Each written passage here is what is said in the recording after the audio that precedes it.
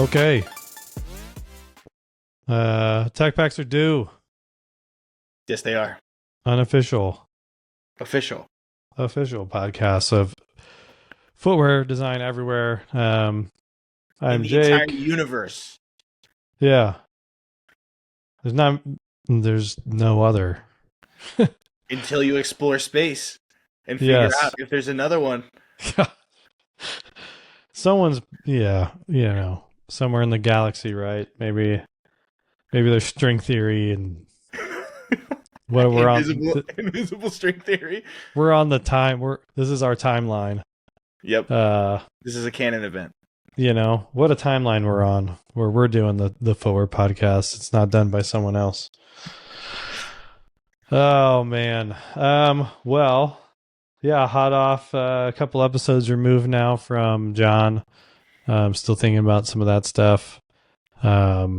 Great, but we start a new journey. So kind of a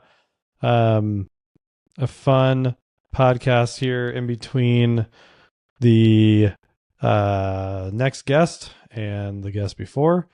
But we have some good stuff. So first off, like and subscribe if you like. Tech packs are due. If you want to hear more footwear design content, love us. Give us a like, share us, please. As we continue to grow our audience, we can grow too. We would love that. We'd love nothing more than to bring you more of this everything. Yeah. We just love talking shoes. And so, yeah, if we could do it more, we would do it more. But for right now, this is what we got. Okay. And quick reminder that these opinions all our own. It does not represent our past, present, and future employers, all that good stuff. Yep. We are just having fun. All right. Well, today we got some fun stuff. I hit on sneakers a couple times, so I'm going to unbox some shoes. We got a multi-angle cam over here that I will be just like kind of throwing shoes over there to get close-ups. Mm-hmm. I'll give Colin some close-ups too. He actually cannot see the multi-angle. We'll figure that out. Yeah. But then, it's going to be fun. And then we will cut and do our second sketch session, which should be pretty sweet. We've got just kind of a whole Nike thematic thing that we got going on. Figure might as well, because we're hitting on the sneakers. We've got it. Might as well. Time to buy a lotto ticket, man. Time to buy a lotto ticket. You hit twice on sneakers? Yeah, back to back. I was like, oh, all right. Someone's looking after you. That's fun. Yeah, this is a fun time.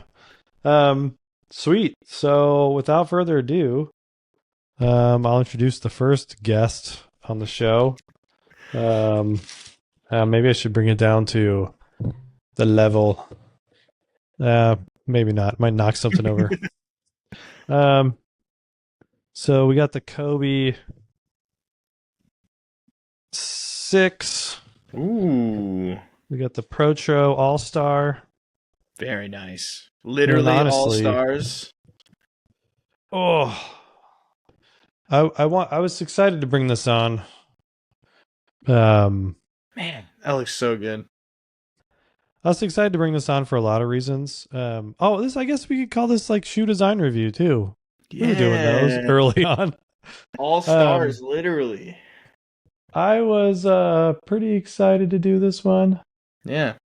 Just because I think yeah, man, like this shoe just makes it's kind of brilliant in a lot of ways. It's almost like it's almost like what Supreme does sometimes with shoes. Like they don't break up the lines. They just add like a little something. Yep. I feel like Comme des Garçons does that too with some Nikes. Like they did the Nike Foamposites that had like the concentric rings. You know, it was like still really a foam, but it was like this new kind of take. Like those stars, like they look really good on there. Right. The snake scales already looked really good, but that's just another level.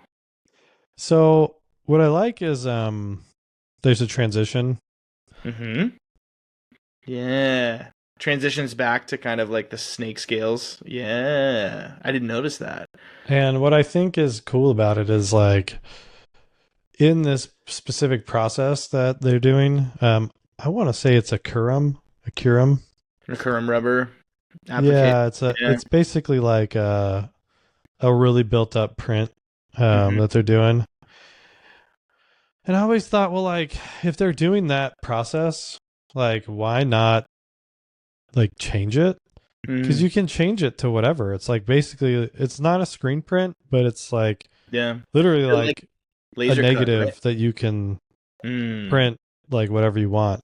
Right. And so I was always just like, well, you can do anything.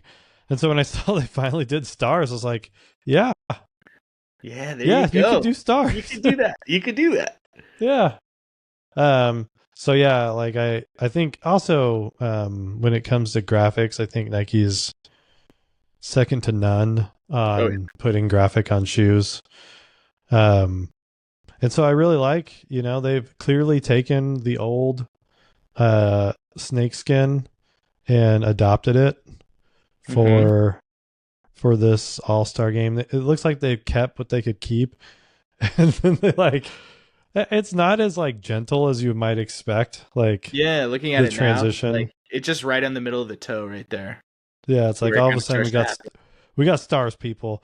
happen. um Those kind of transitions are hard to do. Like John mentioned, computational design. Computational design is like perfect for that kind of like figuring out gradients and patterns, especially on outsoles. So like if right. someone had to go in there manually and like kind of manipulate all those scales and try to figure Yeah, out how the transition happens from the toe off to the lateral side. that's a very good point. Yeah. Because like it's not like they're oh, they go from 4 points to 5. So they did try to make like some like choice as to like Yeah. which ones turn into stars from the like the morphing from the scales. I mean, you can Um try to hack it by doing like the blend with steps on Adobe Illustrator, but usually yeah. doesn't end up very good. Yeah, there's also a level of distortion that's happening too. Yeah, because they're Like getting like they're like slowly getting pulled apart. yeah, which is very cool. Yeah. Almost seems like it would be easier to like print a star pattern on like a stretchy piece of fabric and stretch it over the last, and then like take a picture and like super. I would like to know how they did Oh, that graphic. Like that's really cool yeah. because there's I like also two like giant stars. yeah, but I actually do like the Yeah, they're two big really cool. guys. Yeah. I wonder if they represent like uh Kobe and Gia, Oh, you know what? That's beautiful. I like that. you know? Even if that's not the story, it is now. You're welcome, Nike. You can take that Yeah. one. Use that. What I do like too is that they've gotten a little dimension molded into Oh, do they have a bit of like a bevel to them? in just the two big ones. Oh, yeah. You I see see it. like the little Yep. it's got some shadowing and I stuff. can definitely see that. So yeah, and it's like one of those things where like they could have done that all along. Mm-hmm. It's just funny that they only decided to do that on this model. Yeah. Um, I like but that yeah, it's and like like an I mean, understated colorway too. yeah, right. Like I'm seeing it more and more, like on players, and I'm like, yeah, you hardly can tell that that's what it is Yeah. until it's like on foot. Mm-hmm. Yeah, no, I dig it.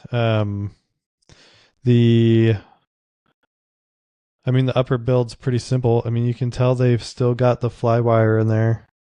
You can see like little ripples.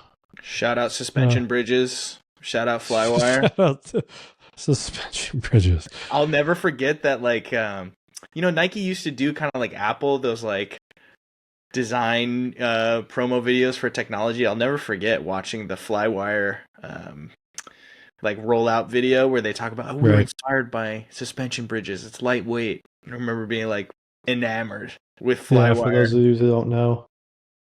You can see the little pressed in. Oh yeah. Very Nice. nice. Maybe I don't need the second camera. Because I mean, I'm just showing it to you straight up, and it's looking good. The other thing I'd like to know that I don't know if people are aware of or not, but like you can see the band at the bottom Mm-hmm. where they go like full, like it's fully covered. Mm-hmm. Usually, you do that so that when you're strobel stitching, you're not going through pieces. You're going through like flat material. Full piece, yeah. Yeah, because that can like affect how everything's getting put together in the end. I would also imagine it probably helps that little side cup piece adhere better to the upper. Yes, Yeah. and that too, because like you see how dimensional these are. Yeah. Like the adhesive is not going to. Fill It's up the not going to gap. be flat and nice. It's Yeah, that sidewall would be kind of. yeah, you wouldn't be able to grab. I had to do that to a lot of things. Like we would close knits, like Mhm. flat knits. We'd close around the border Right, so they're at the real end. flat and uniform. Yep. So you have a surface to like glue on. You have Mm-hmm. a surface to like strobel. Like everything's even. Mm-hmm. Um, it's a thing, and it's also a thing that like you want material coverage all the way around. You don't want like gaps as well. Like it's not like they could just like cut a hole open here and have no Mm-hmm. material, because then you would be like you would never know what to orient Mm, like the upper. right. So kind of interesting. I just think like I've always thought this upper is brilliant. I'm just like why like they should have done like a million different, like it just opens itself up for like you could have designed a million different Curum like Yeah, hard scale patterns. scale But like, patterns, if I any remember patterns. right, the kind of like the Yeah. scale motif was just sort of their way of being like it's lightweight but still durable, right? Because like at this time, people wanted like really bomb-proof basketball shoes, and we all know Right. that the Kobe line is kind of like ushered in this new wave of basketball shoes where it's like, oh, you can actually wear a low-top basketball shoe and be totally fine. Yeah. You know, like Kobe kind of like reverse the script on that whole situation, and Yeah. so like I think the sticking point to say, oh, all of them are going to have the same scale pattern is kind of like, because on most colorways, like you notice it, but they sort of fade into the background. Like they usually use like a Yeah. clear, and they let the underneath color speak for the rest. So Yeah. The farther back you go, yeah, kind of fades. the more you notice just the big swoosh. That's what uh, pays the bills, man. I also like the see-through counter, Heel like counter. external counter. Yeah, I They're think always good at we like putting in the details too, like did the the dots. signatures in there. Hmm. I can put that on the. Yeah, Yeah, nothing's really showing that very well. I think when we cut these in half, on Rose Anvil channel. Yeah. And they have an internal counter as well. So they're really stiff. Yeah. Yeah, they're Oh, super for stiff. sure. And Very light. then Very light shoe as well. the other thing I like is like the snake skin tongue Mm. on here. It's like it's the difference between gloss and matte. It's Oh, actually wow. just a change in direction of the Of the knit or weave. of the woven. Mm. It's definitely that- a weave. Remind me, is that a torchlight tongue with like the Rheoprene? It's definitely. Oh dang! It's definitely a reappreened. That's Yeah. nice. Wish I could get that. For those of you at home that don't know about a Rheoprene, get onto it. It's great stuff. Kind of this, rubber mid layer. It's a package material. Sandwich. A delicious textile sandwich with a foamed rubber in the middle. It's bootied. Yep. With like an air mesh. Nice. The outer is like paper thin, which is why I think they covered it in Curum. Yep. Yeah, that was the whole like marketing scheme, is like super lightweight performance, but also you get the durability of the scales, but also the scales made it so that it was still breathable, even though it was really durable. And then it's funny, they put like the areoprene, which is like perfed out on the inside. Yep. You see it? Mm-hmm. Yep. Yep. Gotta It's love all that. perfed out in there. The tongue's humongous. I mean, it's a big tongue. Yeah, it's huge. It's probably like this wide. No lace pressure. Just No lace pressure None. ever. Non-existent. It is funny to put areoprene behind a woven. Yeah. Which is like Nike basketball specifically loves putting areoprene as tongues. But you are getting light through it, which is like, this is why you can see it. Yeah. So not a super tight woven then. Yeah. Yeah, maybe it's not. Hard. Yeah, pretty interesting. Lines are solid. I mean, come on. I don't know. I mean, I feel like this bottom has become pretty iconic as well. Yeah. The shank plate, even it's real carbon fiber, but it's really small. Yeah, it's pretty small. It looks like it's just here. It's literally just underneath the instep. It's just right there. Yeah. It's in the traction pattern, I'm like, don't even get me started. I have no idea. It works kind of funny. There's it's like peaks and valleys in there. Yeah, that's what I was gonna say. It's like it's kind of everywhere. It's everywhere and nowhere at the same time. I think because these are also ProTros, right? So they are not original. So I think the things that they changed are obviously the foam compound's a little different, and then they put a Zoom turbo unit in the forefoot when originally it was like a standard kind of like forefoot Zoom packet and then a heel Zoom packet.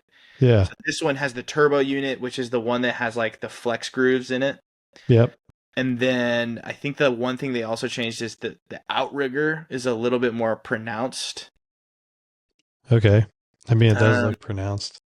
I mean, yeah, they always kind of look a little like Kobe's. But I mean, I still think there's a zoom in the heel, but we'd have to see a cutaway. I cut it in half. There's no zoom in the heel. That sucks. Okay. Yeah, go check out Rosanville. Nike. We cut up the reverse Grinch ones, so there's no zoom in the heel. Well, whatever. I don't have skin in the game. It's not like I care.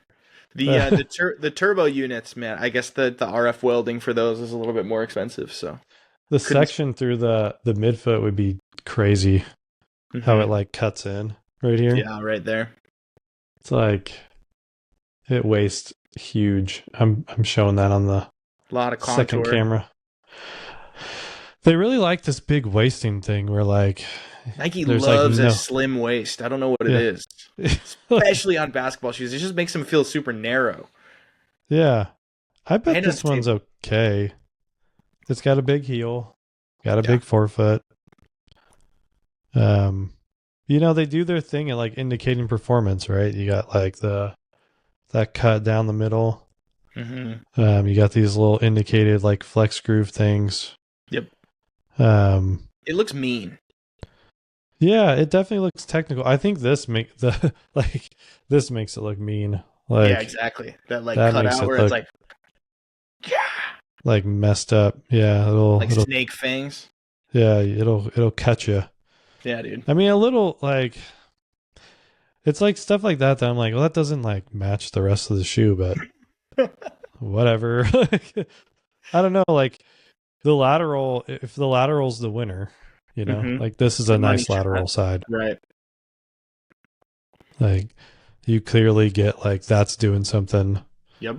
You get this, that's doing something. They make the heel look puffy. Yep. What more do you want? I mean, this is lateral containment. This is your heel strike. Materials are nice. Everything's like dialed and premium. Like I think that's the other thing is like they know this is a signature. So they're putting the good stuff on. But man, they run that line. I mean, I'm going to keep talking about it. Right up to the top. Right. But like they fill it even at the very tip. Oh, see, yeah, like, yeah. It runs around the throat. and then it even goes around like up here, these little stars. Yep. They run a line of solid. Oh, there you go. Yeah. Solid Curum. All the way to the edge. It almost maybe seems like it's like the registration process. Yeah. And they layer all that of it. in. Yeah. Yeah. So you could get it set, and then probably helps for like stitch and turn. Yeah. Just kind of get everything set up where it needs to be. What's a tight radius on the eye row for the stitch and It turn? kind of goops. Look at that on the throat. Ooh, yeah. Looks a little goopy. Yeah. That's something I would have thrown in. Like, explain that a little bit. Explain what you mean by that. Like, you see this part? Mm-hmm. It looks like kind of like lava. Like it's like it's not scales anymore. It's like something else. Mm-hmm. It kind of like flows out of that line on the U throat. Yeah. Mm-hmm. Funny, they try to make it work like all the way around. They're like bringing stuff up into that eye row. That area. Yeah. Which is a conversation that definitely happened. Like, it's like, yeah, I want to look scaly all the way to the eye row. And they're like, well, we got to have this full line of stuff. And you're like, well, it touches the eye row then. Like yeah. Is the Kurum colored? Like, what happens when we get to the swoosh? Or is it clear? Oh, like it's painted. It's like they put it right over the top. Interesting. Yeah, it's not think colored. They're hitting that with? It's not a pad, you know. You think they're hitting that with like a airbrush, man? What are they doing? Man, this is where you need a developer. It bleeds a little bit. I know that. Yeah, it's bleeding in there. Well, because underneath it's a dye sub for sure. Because you get that kind of that feathery edge. I feel like all of them There's ways now you can print over the top. Like they could have just like ran this through print? Yeah, they could have ran it through something. Interesting. I don't know if you could peel up the Kurum and see if it's blank under there. Yeah. On the back, obviously the swoosh is there underneath, like where it's interrupted. You can see the swoosh underneath. So there's like two swooshes happening, essentially. Oh man, they've got some reinforcement in there too. Mm. Oh man. Anyway, a lot of stuff, a lot of materials, man. Stuff that you don't see that's going on the inside, like the guts. Yeah. They've got some reinforcement on reinforcement in there. Some kind of textile. You know, this is boring. Performance shoes. No, it's not. This is what it is, man. That's a little boring. I don't need to be talking about textile reinforcements like penny cheap textile reinforcements in a Kobe. Ooh, what Texon board did we use? Yeah, right. I'm not going to do much more to this. But that's it. That's the All-Star Kobe. Those are great. Yeah, that's the. I mean, really though. I mean, it's the materials, the package, all of it together that like sets this thing off. Yeah. Hats off to the graphics. Like the graphics work, the color works. It's good. It's great. Yeah, and they colored it nicely. I don't know who picked this like kind of lavender like collar lining. Oh, I see. Yeah. I think I would have matched it, but that's fine. I think it sets it off nicely, but I see what you mean. Yeah, it's like why? Everything else is like the same color. Oh man. It's decisions you make, man. I don't know. Yep. All right. We got that one's, I mean, I don't even know which one's better in the eyes of people. Oh, I think we'll probably get some well, maybe I do. I think everyone's after the next one that I got. Oh yeah. It's a moment. I don't know. I'm a Kobe guy. Like I would wear these. Yeah, you're gonna go hooping them this weekend. All right, everybody. Oh, we got a peep in the box. We already know. So, straight up. There you go. You can see it. You already know where it's going. You already know what's about to happen. Know what's happening. I have not opened these. You haven't opened them? No. Oh, okay. All right. Which one has the tag on it? That one. Oh.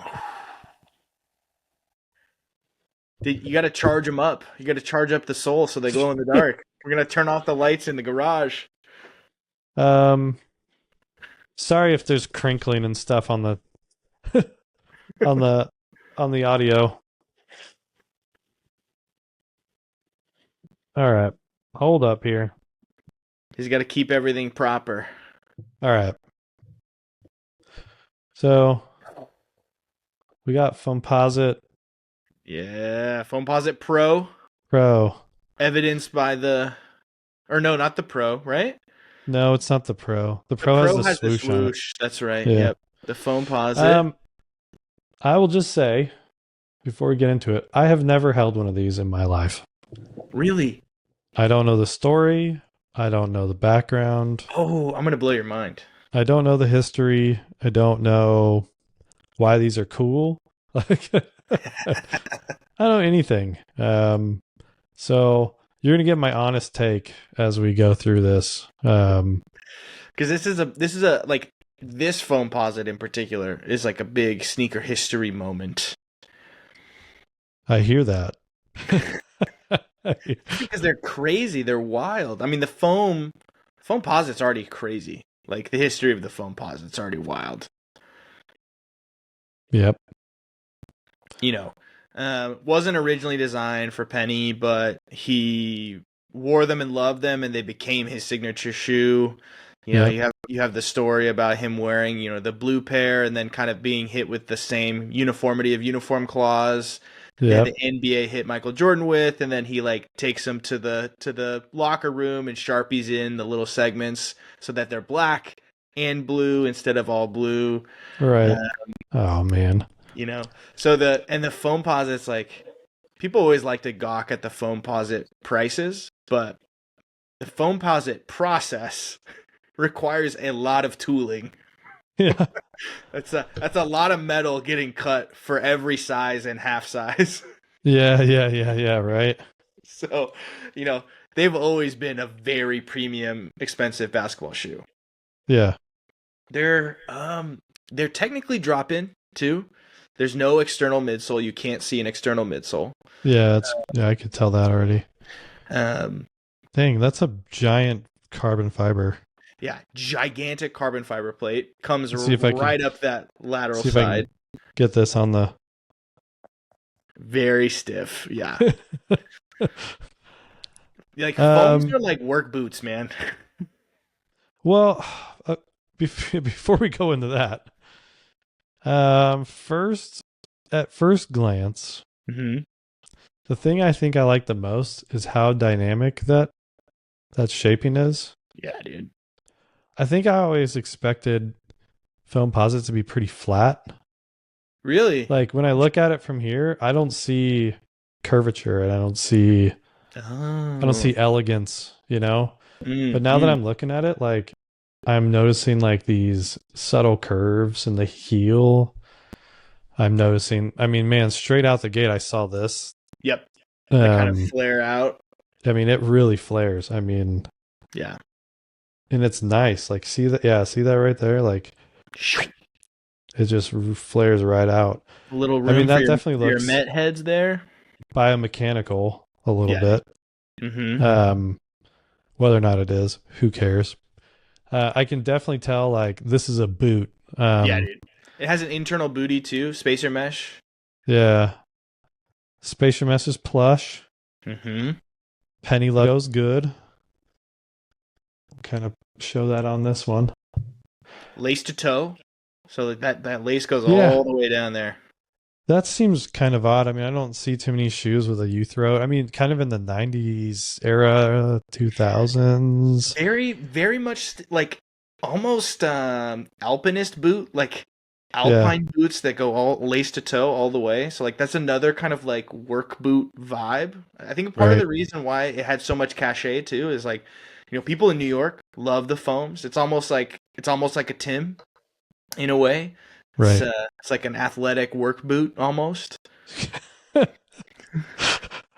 Yeah. But they're made for big players, man.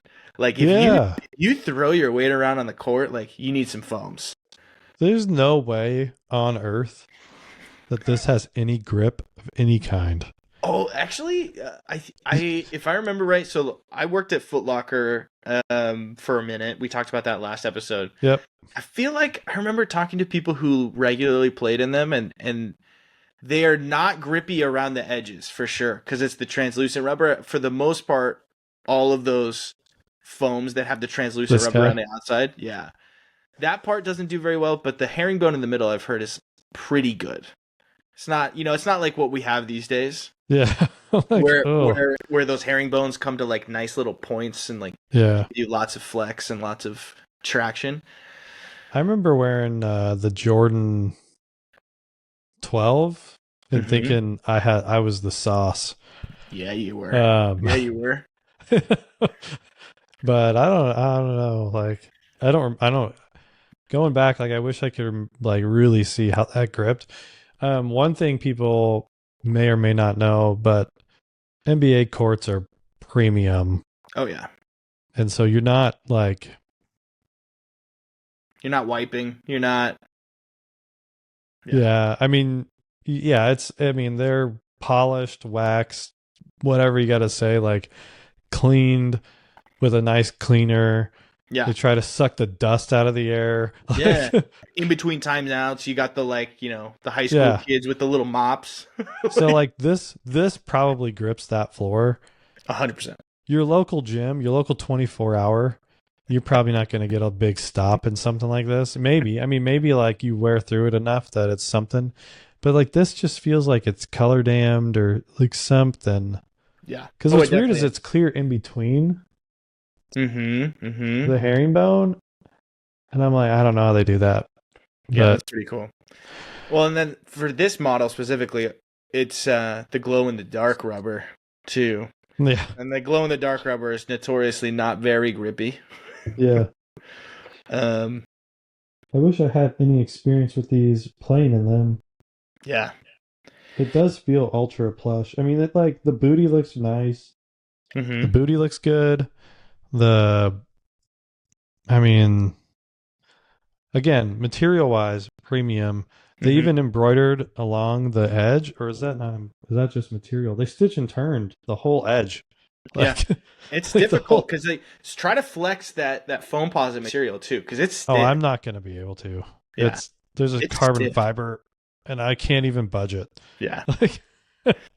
But yeah, Foamposite's really interesting. I think part of the reason why they had to do that stitch to toe, which the whole tongue is made out of spacer mesh too, which is very breathable, but still very plush. But nothing else in the Foamposite is breathable. So they have to give you as much surface area. They have to give you as much surface area through the tongue for your foot to breathe. That makes sense. It is fun to like hold something that's definitely from the past. I mean, oh yeah.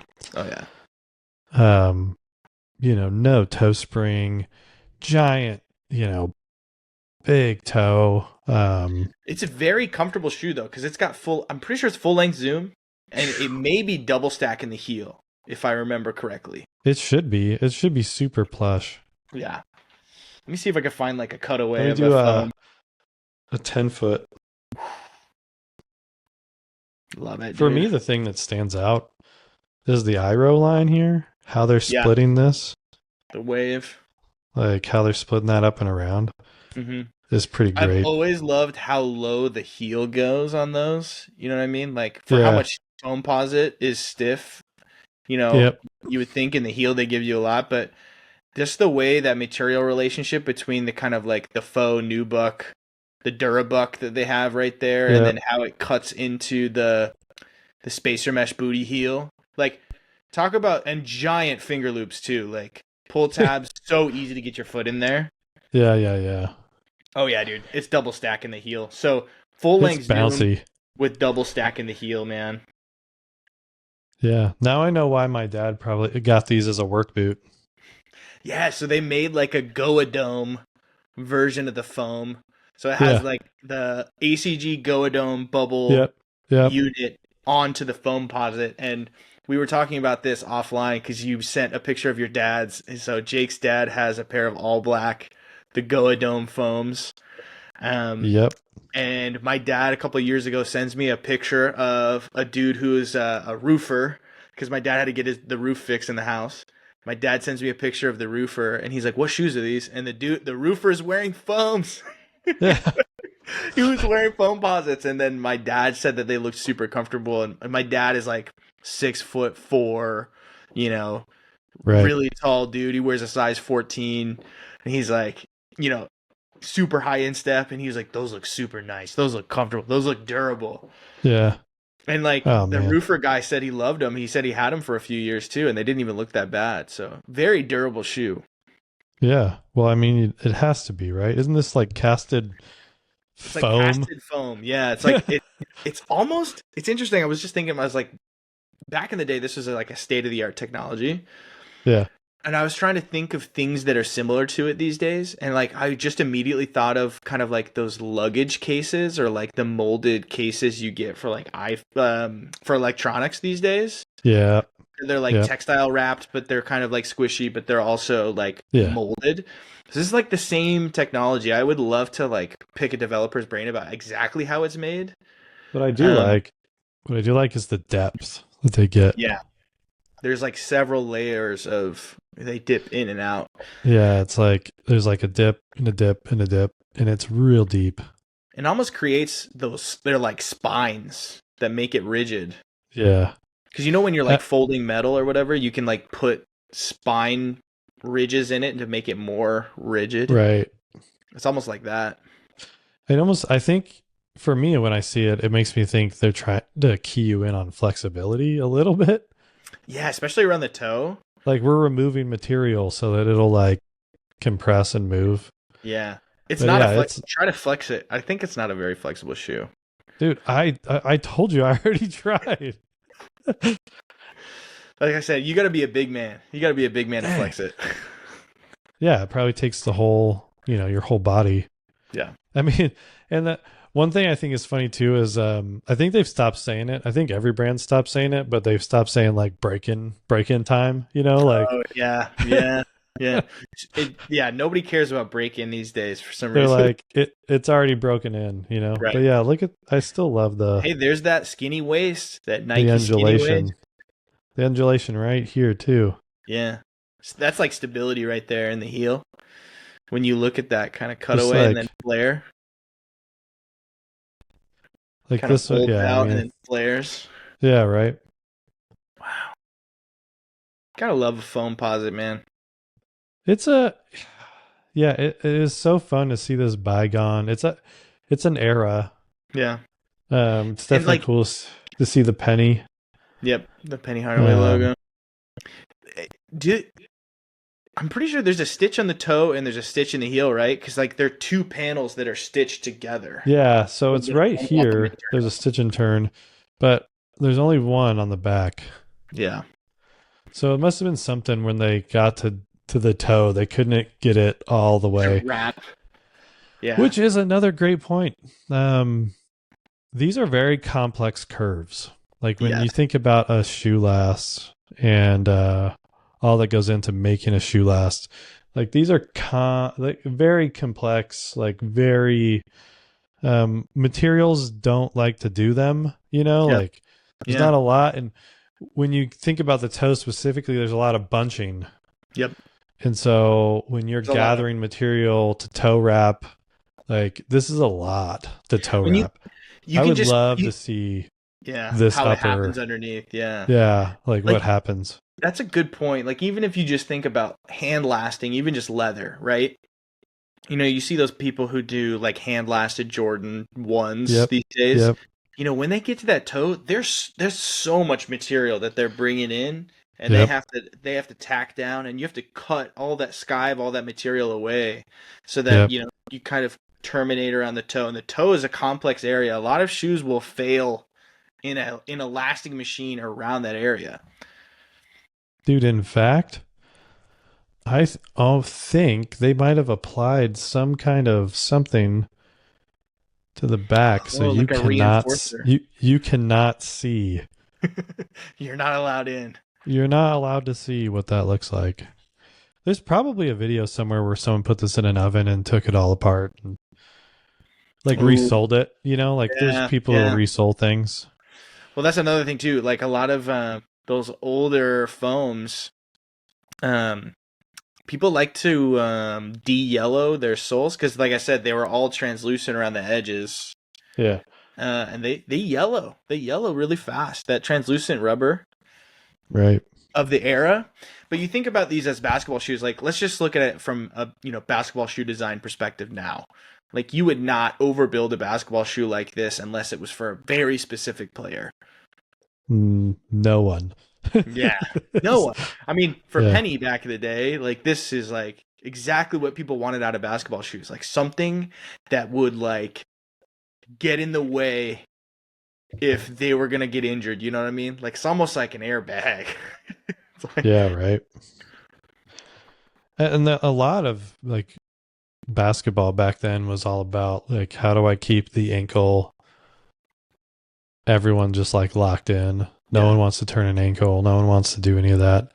yeah, You know, the more we learn that like you just need to be like pretty well tightened into shoes. yeah. You You don't just gotta be need a high drawn into top. that heel counter. Just need Yeah, a lot of that. you need to be locked in. You need to have good grip and you need to have like stability. Like elsewhere, it doesn't necessarily matter how high up. Like the Kobe 9 was like a boot and the Kobe 10. Um, but then they're starting to realize, well, that's like almost too restrictive. You can still turn your ankle. Like Yeah. the force of you falling or doing that, it's still going to happen. So there's other ways to mitigate it. Well, and a lot of it has to do with like Yeah. the stack height these days. Like when we've cut in Yeah. half a lot of on the Roseanneville channel, we cut in half a lot of Nike basketball shoes, and they all pretty much like even the LeBrons, they have pretty minimal stack height because the more stack height you have, the Yep. more prone you are gonna be to rolling an ankle, right? Like Yep. you just get more tippy. And you fall off. Yeah. You fall off that platform. Yeah, exactly. So like this is trying to accomplish that by like the midsole is inside the upper and that upper is like there. Right. I mean, look, bottom line, it's gorgeous. Yeah. I want to know On how they did camera. that print though too. Yeah. On camera, it's gorgeous as well. It's kind of pixelated. Mm-hmm. You I get mean, up close. these look really vivid. So obviously these are a retro. I feel like I Yeah. remember being like since they were like I think the printing technology was relatively new when they came out. It was All-Star Game 2012. We looked up in Orlando. Yeah. I feel like photos of the foams from back then, they're like a little desaturated compared to these ones. These look really Yeah. vibrant and like saturated, which is nice. Maybe that's just me making it up, but I just feel like remembering looking at them and being like, oh, they look way more vibrant than they did back in 2012. Right. It's nice. You might be right. Digital printing has come a long way.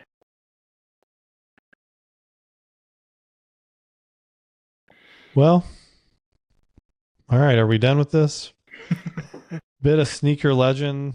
Not to me so much, but to most people. Yeah, I mean, like just to talk about the Galaxy foam, like in 2012, people went crazy for these because like one, right. the Foamposite was already like amazing, but that was before 2012. I think this kind of reinvigorated the Foamposite a bit. It had a moment in Right. time, and it was right at the height of where like this Galaxy print thing was just starting off. And this Right. made leeway for like the Galaxy print, all over print T-shirts that you see, or like the Nike Elites that have like the Yep. Galaxy print all over. This kind of paved the way for that, and people went nuts for these. Was this the age of like the 5 dot, meaning like alpha? Yeah, I think it was part of the Alpha project technically. So does it have the 5 dots on there? Right there Yeah, Nike Alpha project right there. on the The suede, Josie. the new Yeah. buck. Love that. That's cool. Yeah, and I mean, look, design wise though, cohesive. Mm-hmm. There's a simplicity. Like if you were to remove all of the stuff happening in here, all you get's a nice line. Yep. In Mini this line, swoosh. mirrors. Yeah. All of that. Like it's a good design. It's great. It's funny to see this now and realize, well, how far we've come in just stripping back shoes, you know? I mean, we have all but torn stuff like this down. Like, yeah. I mean, to be fair, even though it's such an overbuilt shoe, it's very minimal looking. Like in terms of materiality, when you look at the lateral side, you see maybe like 3 or 4 materials, right? You see the foam, you see the kind of the Durabuck and the rubber and the carbon. That's it. Right. Isn't this the Alpha logo? No. That was a logo that they created specifically for this pack. Oh, so okay. they were all like NASA or like space exploration themes. Like so there was to like the stars. There was a Kobe, there was a KD, there was obviously this one. Man, I think there was a LeBron too. There was a LeBron. The LeBron 9 was like NASA pumpkin suit inspired. Oh man. Yeah, that one was sweet. LeBron 9, LeBron 10. That was peak LeBron for me, man. LeBron 10 is amazing. The cork LeBron 10. Oh, I went nuts. I went nuts for the cork LeBron 10. We might have to get some 10s in here. Yeah. Yeah, man. This is a bit of an honor, to hold this, even though I like sound like, oh, I don't care, but little piece of history. History. Holding this stuff, it's like you would never do this ever, Right. So go pick up a pair at your local Stock X. Yep. But I think, but with the marketing of the hang tag as well, I mean, Nike knows how to tell a story. And then make it glow in the dark. I mean, it's good storytelling, man. Yeah, man, it's great. All right. Any other things before we move on? I mean, I think that's it. I think we wrapped it up nice on that one. Full booty. Good conversation. What else can we talk about? I mean, shoes are shoes. Sorry if it's crinkling on you. Oh, man. Oof. Got to be extra careful. Yeah, these are no longer Jake's shoes. These are going back in as careful as I can get them. Ooh. It's stuff like this, though. Like, I mean, even just me saying that, it's like, oh, be careful. That's why I was like, oh, could you flex them? I was like, actually, never mind. Oh, man. Don't crease those up. Tissue paper. It's got the graphic on it. Oh, yeah, dude. They did it. I don't know if the box originally came like that, but if it did, that's awesome. Even if it didn't, I'm glad they did it. I want them to bring back the LeBron 9 from this one, though. I mean, the whole thing is... Yeah. I mean, who wouldn't... If you're going to pay the money... Yeah. Who doesn't want to see... This was the height of Nike's kind of all-star packs. Right. I mean, obviously, we just saw the Kobe's from this year's like all-star pack, but I think that the Galaxy foam was the height of where that all-star kind of like Nike basketball pack was. Yeah, exclusivity. Yep. All of that good stuff. Right place, right time. Yep. Oh man. All right. Well, should we break out the love pen? The visuals. Love to have something to look at while we're talking. Yeah. Okay, let's do it. We're not gonna cut. No. But I will just say, welcome to Sketch Sesh. Now we're ready for Sketch Sesh. If anybody out there is an audio wizard or like a sound designer or knows how to write music, we should get them to do a Sketch Sesh jingle. Oh yeah, that we can add in here whenever we're like cutting to a Sketch Sesh. Sketch Sesh. We're gonna have to workshop that. Sketch Sesh. Yeah, we'll call it something else sometime.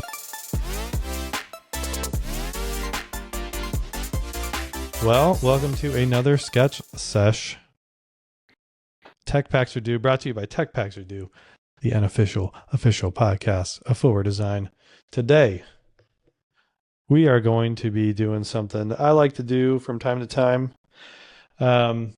Just a straight up draw over of a Air Max 1. You got it. Fun fact. See it. My favorite shoe of all time. All time. I was going to say probably my favorite Nike. I've got one right here. Look at that. Oh, gosh. I've got actually, you know what would be funny? As you're sketching over this, I'm gonna break out my collection of Air Max 1s. We're gonna show them off. Okay. All right, give me a sec.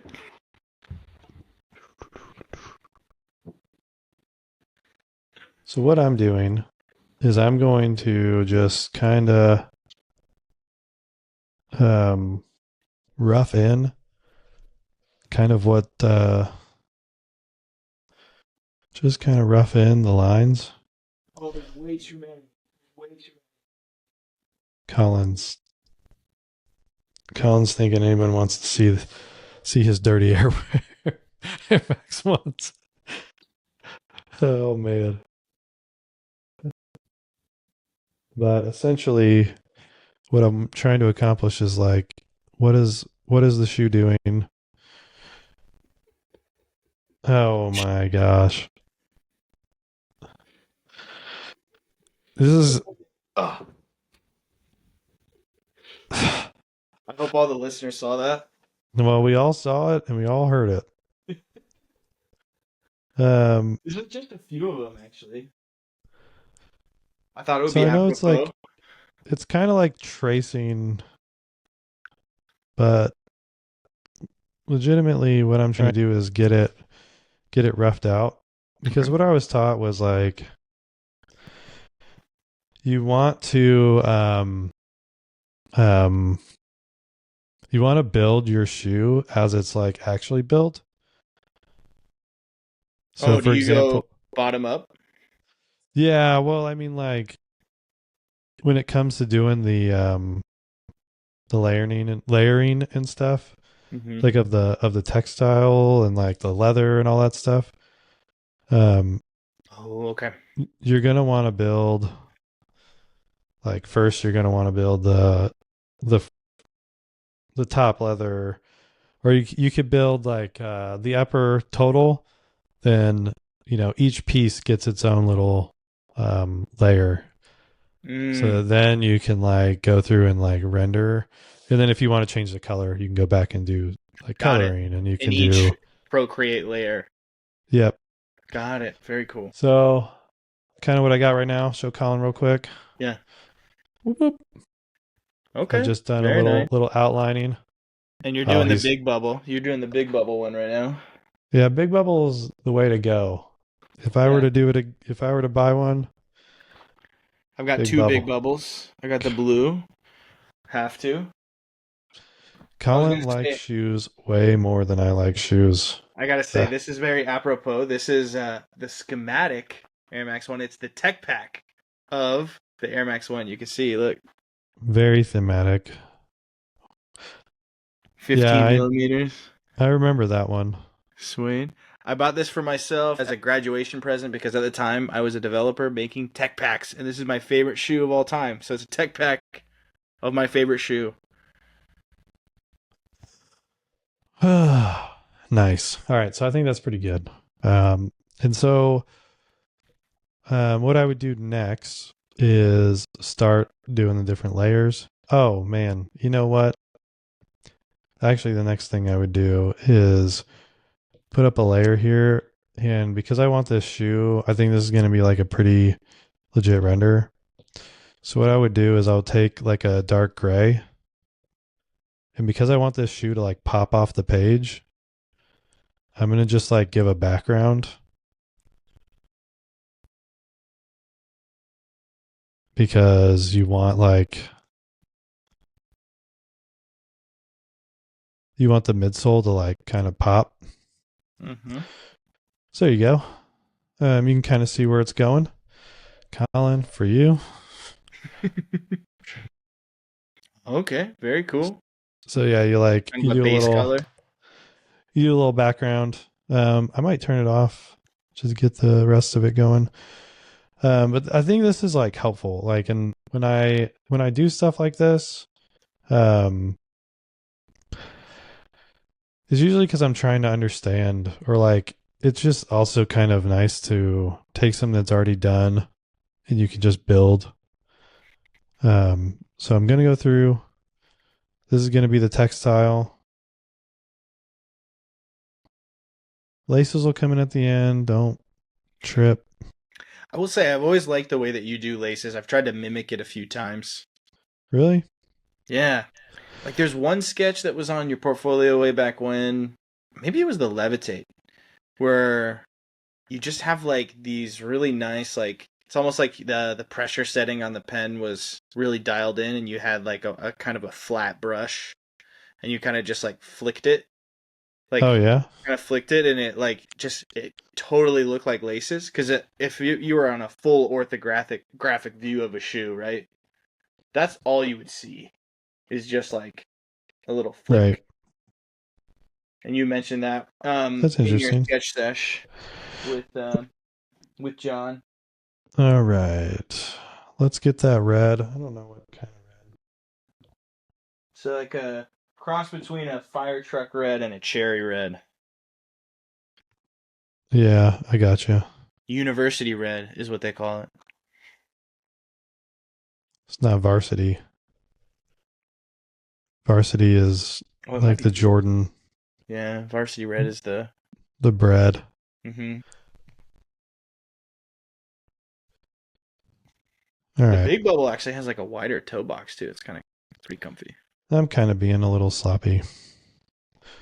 One of the sketch sessions is going to be me cleaning up my John I my John render. think your John render looks really good. I don't know what you're talking about. It makes me feel bad about my abilities.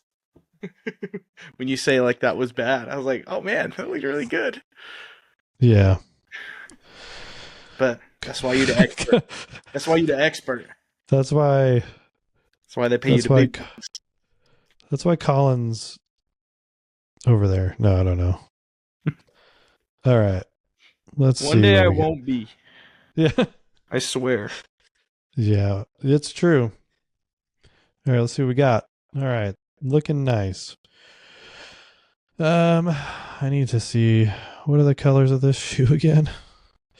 It's like white. Yeah, there's the underlay is white, and then it's kind of Come like on. this bone color for the quarter. No, I gotcha. It's like a gray bonish color. All right, Uh, so what I need to do and is I then need to red. lighten it up a little bit. Yeah, it's pretty light. I don't know if you want a reference here. I'll show you. It's very light gray, Yeah. but it's almost like a bone gray. I'm going to take No colored this one. bubble. I'm going to brighten that a little bit. And then I'll do my little bone colors on the other pieces. Now technically these bone colors, it's probably not just a true gray. Yeah, But that's what I'm doing because that's what we got time for. understood. Let's see.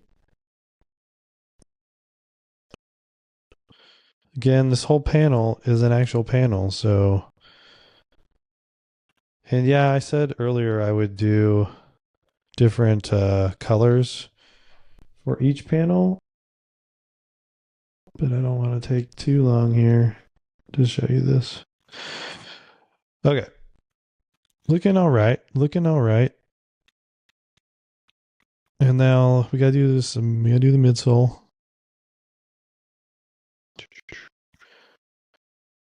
And I'm going to do that in like a nice lighter color.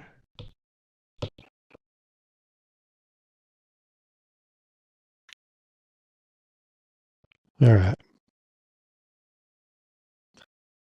And we'll do the bubble. Don't worry about the bubble. The big bubble has three circles, I think. 4 circles. Oh man. If you Mine think is a I'm getting size into that 13. much detail, you Mine is a are size 13. So mistaken.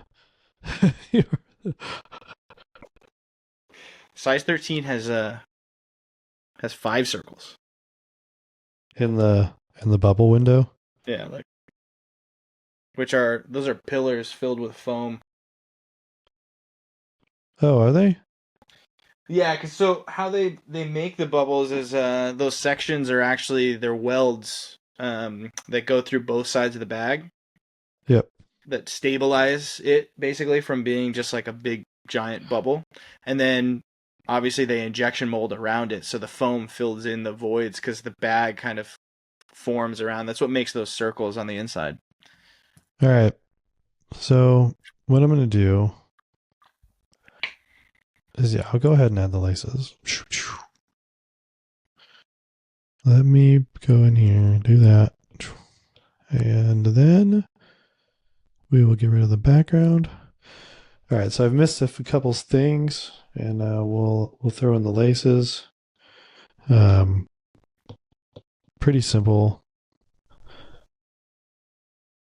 So what I like to do with like most things, we'll get into this too, is like when I do a sketch, anything that the light touches, I like to like keep. Oh man, that goes all the way up and over. Whoops. Um, if it's the thing that touches the light, I like to keep it a lighter stroke. Oh, okay. And if it's going into a shadow, that's when I like to do a heavier. Okay. So like that one's in a shadow, so it's gonna get a heavier Just thing. altering your line weight to also match the angle of light. What's your Yeah, right. usual go to for like where the light, like do you usually put the light coming from the top right? Yeah. Well, no, top left for me. If I'm doing, it just depends which shoe I'm doing. Yeah. If it's the left shoe, it's top left. If it's right shoe, I don't think about this very often.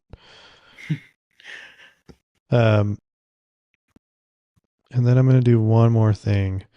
Gotta get that top eyelet circle donut Yep. torus, Light eyelet whatever reinforcer thing. whatever that is. It's like a little figure eight. Yeah, with like square Has cutouts, square holes, yeah. which to me is like, why? Why? Hey, Tinker Hatfield holds the pen, man. That's right. Shout out Tinker. You'll never watch this. Honestly, I think it has to do. It was. I think this is the same eyelet piece from another shoe. All right. We just need to put a little fire engine red up there. This one I will do to match what I'm saying. You make it the color of its piece, and Did then you on make its any own layer. alterations? No.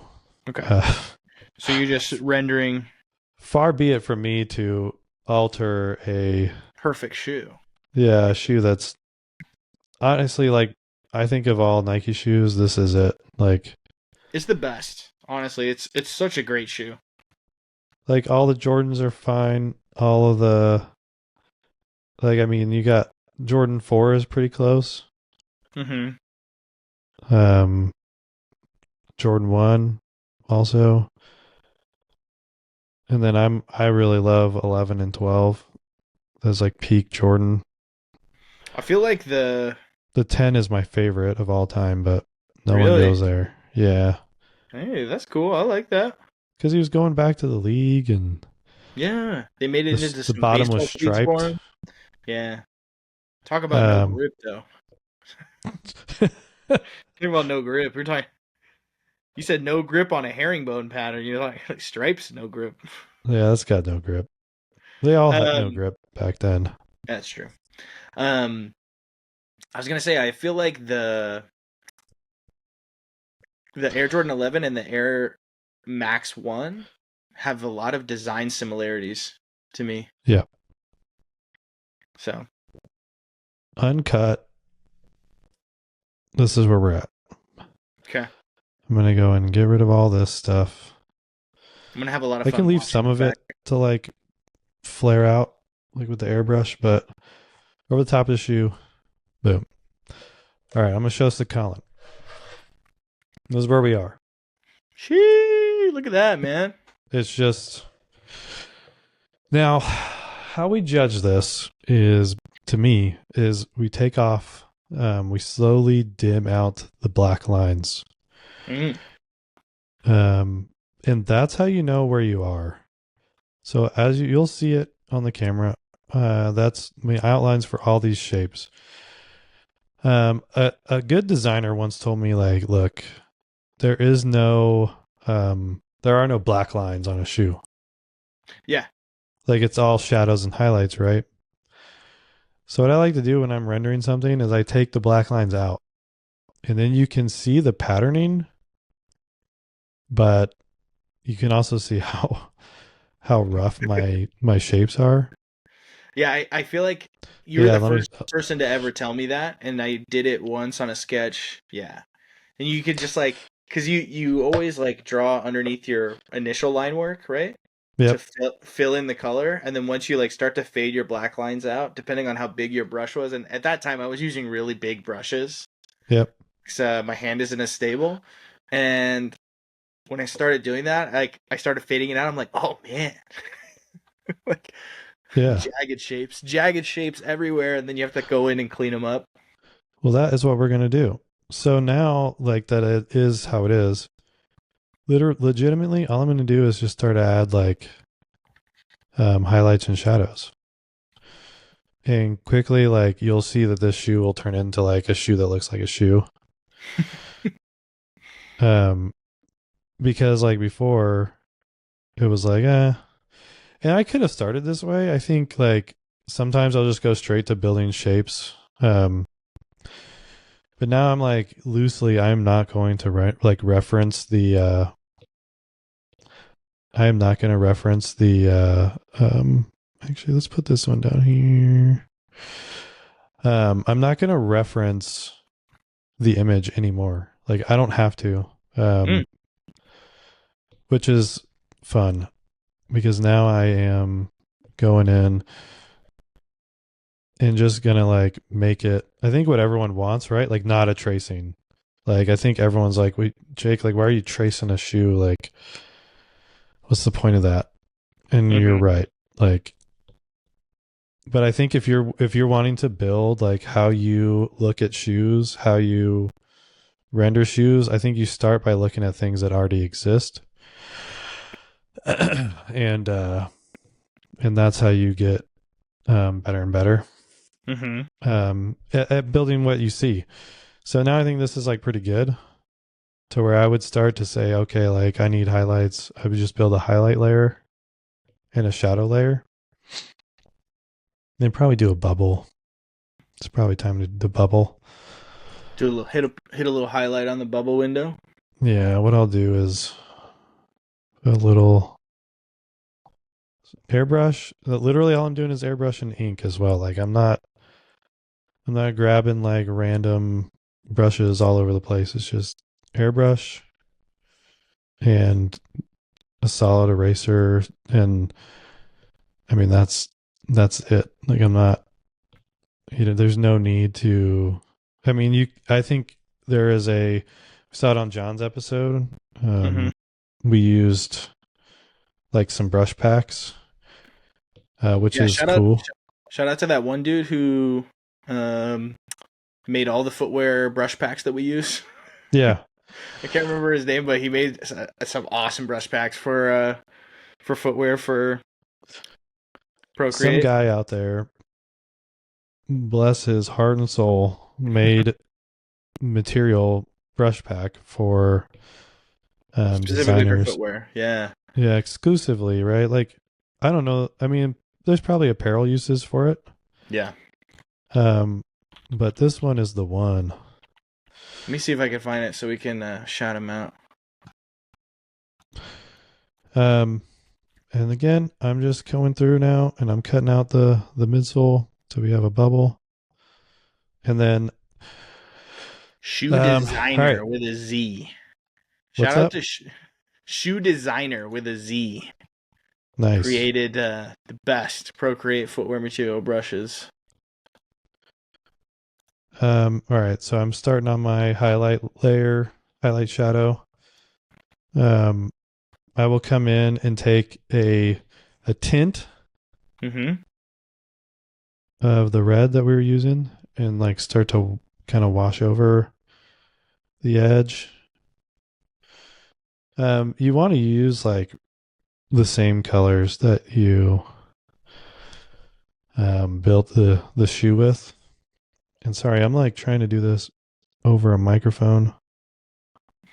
It's not as clean as I would.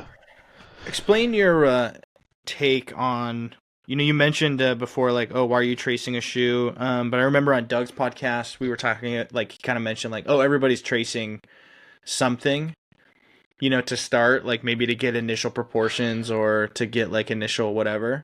What's your take on that? Like, is that something you do? Is that something you see personally in the industry?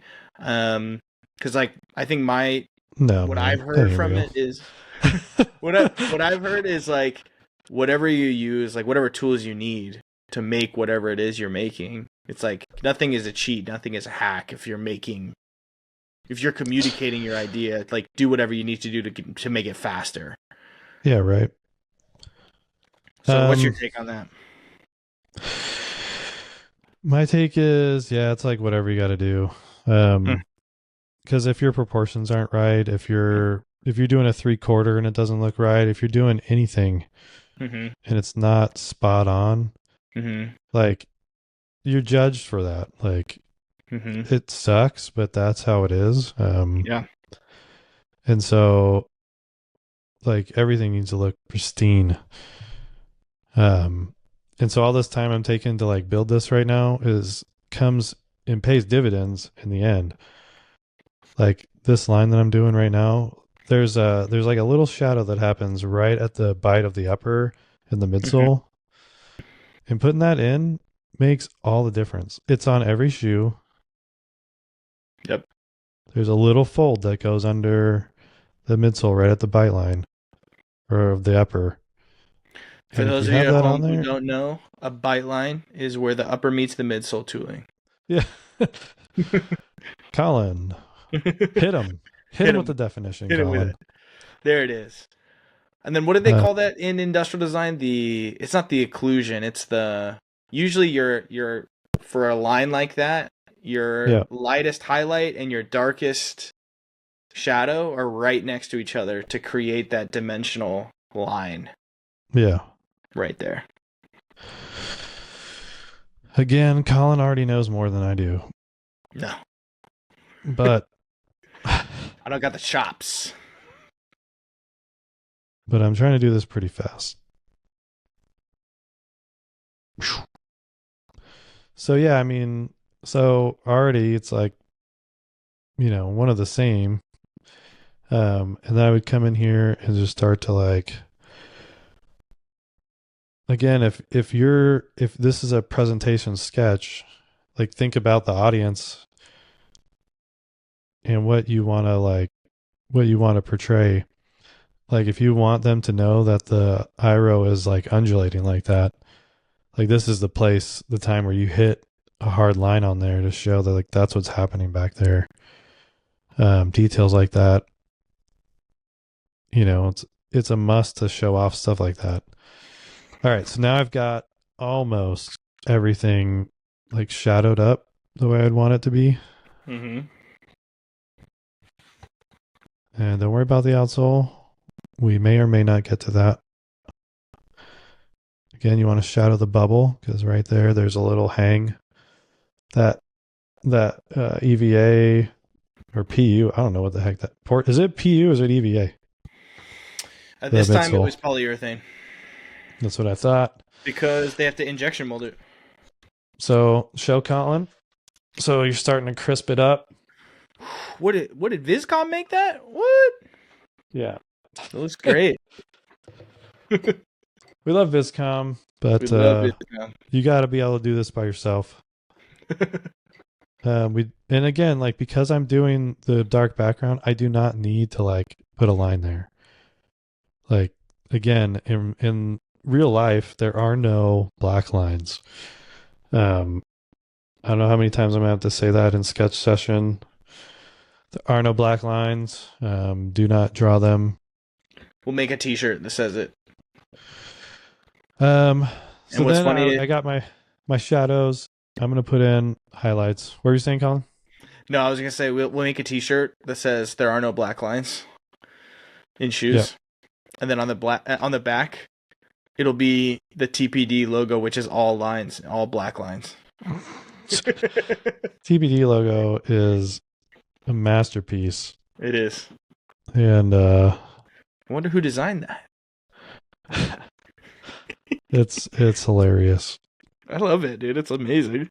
Just that it's a knock on calling my designs busy. It's the best.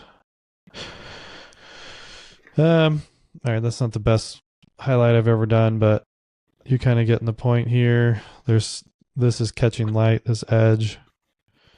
It's also shadowing because it's stitched on.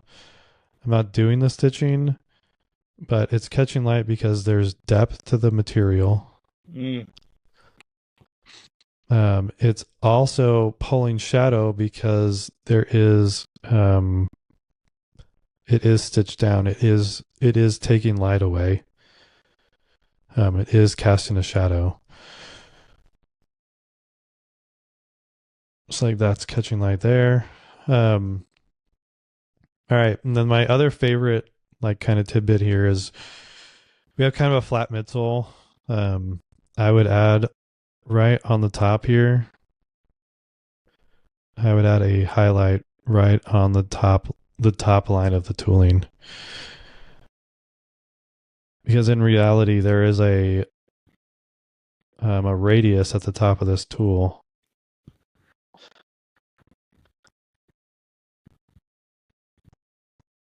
And then when we get this, we're going to move on to like what I consider the final touch.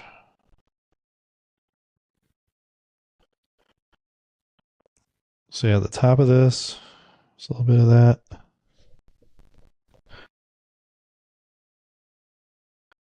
Boom. So we're looking pretty good. Looking pretty nice. There's a whole unfinished bottom, but I said I would get to that. Maybe now's the time. I don't like to take a lot of time on lateral views on bottoms. Just not my thing. You're trying to communicate a lot. Sidewall, geometry. You're trying to communicate overall look. I just don't think when you're doing something like this that doing like a super detailed like rubber template makes a lot of sense. Got it. Yeah, I mean, because on the Air Max 1, there is a bit of detail there on the rubber that wraps up on the lateral side. Yeah, I think there's a lot of little lines and stuff. My opinion here is that, and then when I do shadow lines like this, I always like to cut away the edge because shadows die. They don't keep going. I like to kind of like make a line and then just kind of slowly fade it away. Just like a shadow would actually do. Now, if I take away the tracing, it should be pretty nice. Oop. Oh my. Okay, not bad. Could have looked a lot worse, but it looks pretty good for what it is. There you go.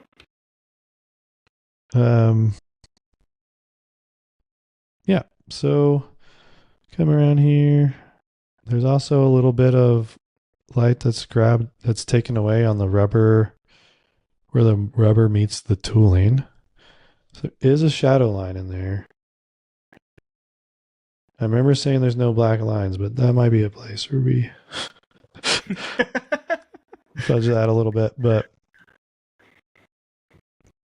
Colin is a hero for hanging on I'm over here taking notes, man. Nice. So come in here, gonna give that a little love. We're gonna go around and we're gonna take away some stuff. That black layer is no more needed. And let's see. That one. We can come in here and we can cut that away. And then with little effort, we have the Air Max 1. Oh, very nice, man. Not bad. And then I think for me, like, this is good. This is good enough. I mean, there's some choppy points. But for me, what makes magical shoe sketches is this final touch. On the last, and Colin can help me out with terminology because it's late and I'm trying to think.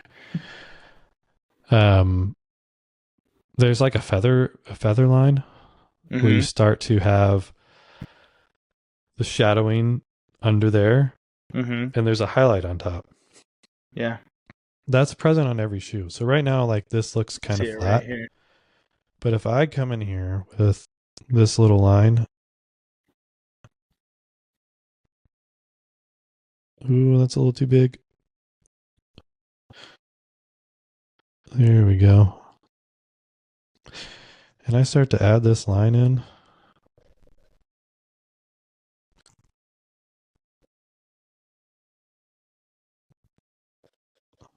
And then I hit multiply on that. Then the sketch starts to gain dimension, which is something that we were missing. I do the same thing with a little bit of white here. Come over the top. Hit it a little bit.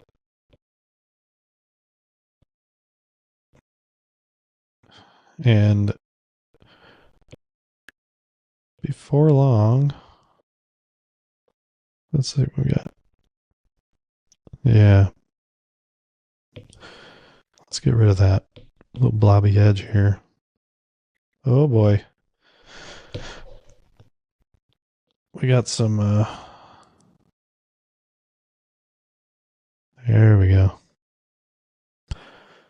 And I think this would have come out a little bit more. Oh boy. Man, hard to keep this straight, but just using an ink pen. Yeah, that's nice. Fun shoe to sketch. Super simple.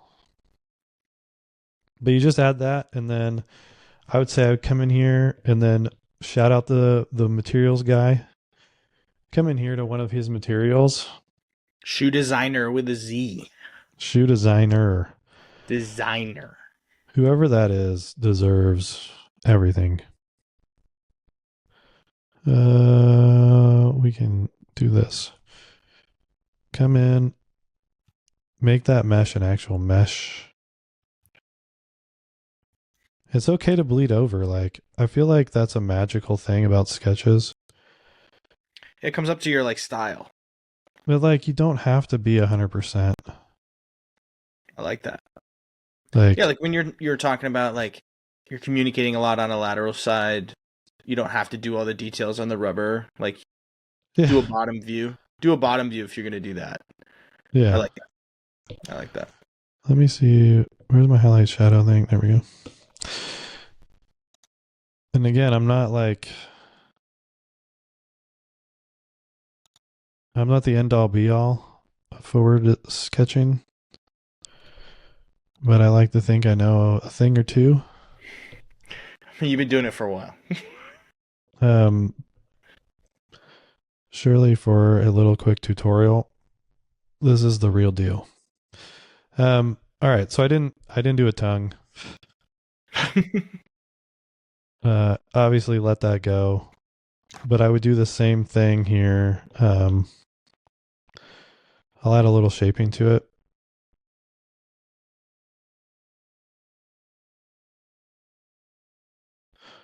And then what I would do though on a tongue is I would take that little airbrush and add a little to take a little bit of this and just add a little love in there to make it, to show that it's tucked under. Mm. Oh man, on my oh people, I didn't do the figure eight at all. Just left him. Let's do the figure eight real fast. I would just do it on its own. Man. You also zoom in, you find things that you don't want to find. All right. Take us to school. Final touches here. Little figure eight. Make him how you want him. Hit him with a highlight. It's not perfect. It's not bad. Find a little bit right there.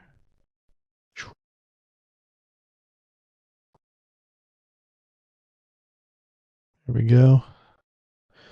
He's looking good. And then I would come in and give him a dark red. Wait. And then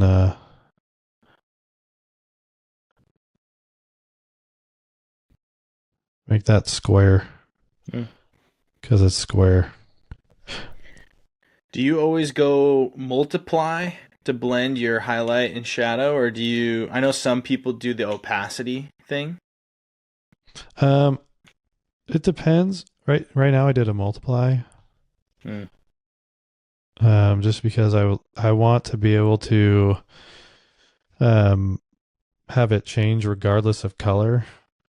Does that make sense? Like, right. So if I change the bottom, oh yeah, one more highlight, and then I think we're done. Nice. Because I want to, like, if I change the bottom to purple or something, I wanted the gray to just render the purple, like, and I don't want to have to fuss, like, did I get the opacity right? I just want it to be done and done. I just want to draw it. Right. You mentioned doing... there's one more shadow. Oh man, you could do this all night. You mentioned grabbing a tint of a certain color and a shade of another color. Are you mostly doing your shadows and highlights like that, or are you like? Because I know like Michael DiTullo, when he does his rendering style, he does like base color, and then he just does like a pure black airbrush and a pure white airbrush, and like messes with the opacity for the rendering. Yeah. What is your take? What do you usually like to do? Do you mix and match? Do you do some that's pure black, some that's pure white, or do you like to mix? Wait, so he's saying does what? So the way that I've seen Michael DiTullo do his rendering style most of the times is that he does like a flat sketch with the flat color like you did, and then he adds his rendering layers and he does a pure black like pass over with to get the shadows in, and he does the shadows just with black, and then he messes with the opacity to make it kind of like blend. And then he does a pure white with airbrush or whatever for the highlights. Yep. And then blends with opacity. I just don't like to mess with the opacity. Like I just don't. I feel like I've learned that I just don't have time. Like I'm trying to crank it out. I just don't have a lot of time to. You just click multiply and it's there. Yeah, it's like, all right, multiply, go. Like nice. And it probably doesn't take that long. All right. There you go. Wait, let's see. Whoops, side by side. Thumbs up. Side by side. That looks the exact same. Oh man! Wow. So what's your take on putting like stitch lines in and stuff too? Yeah, like I probably would. Mm-hmm. Especially right now. I don't want to do it, but I would come in and it's stuff that like you stick on the top. Like Yeah, right on the very top layer. yeah, and there's stitch Yeah, I was gonna thing. say, I'm not gonna does someone make a good stitch I'm not gonna try to find brush? it, Okay. but I'm pretty sure there are. But I mean, if you don't and you just want to put them on an Illustrator, like you could just do that. Yeah, smart. Um, but literally, like this is pretty simple stuff. Like, Looks good, man. um, and I didn't do everything. Like I didn't highlight the swoosh, which would be simple. But I'm using a ton of layers. Yeah. But you come through here and you can like put a highlight on the swoosh. And then I think I would like probably put take the airbrush and kind of just take it off a little bit. But yeah, I don't know. I think that's good. Yeah, dude. Good work. I'm gonna watch Thanks, that man. back. I'm gonna finally be able to see it. Yeah, there you go. Make sure you're recording. Bada bing, bada boom. That's Sketch Sesh. Pretty simple. Hope it's like usable stuff that people can do. I know I'm gonna go in there and I'm gonna learn all these new techniques. I'm gonna become so much better. Yeah. Check us out. Tech Packs are due. We are talking about shoes. We always have guests on. We talk about footwear, the experience of being a footwear designer, a bit about how people get into footwear, and yeah, it's a good time. Sketch Sesh is a part of Tech Packs are due, where we are going to try to showcase what it actually is like to be a footwear designer and what footwear designers actually do, how we actually sketch, how we see product, how we see stuff like this when we're rendering. There you have it. This is a very I feel like this is rudimentary stuff, but it takes a long time to get a stroke down, get ideas down, get concepts down, and then get it in a way that's usable. So I hope this is helpful. But yeah, check us out. Tech Packs are due. I am Jake. That is Colin. Thanks for being with us on this lengthy episode. All right. We'll catch you next time. Peace.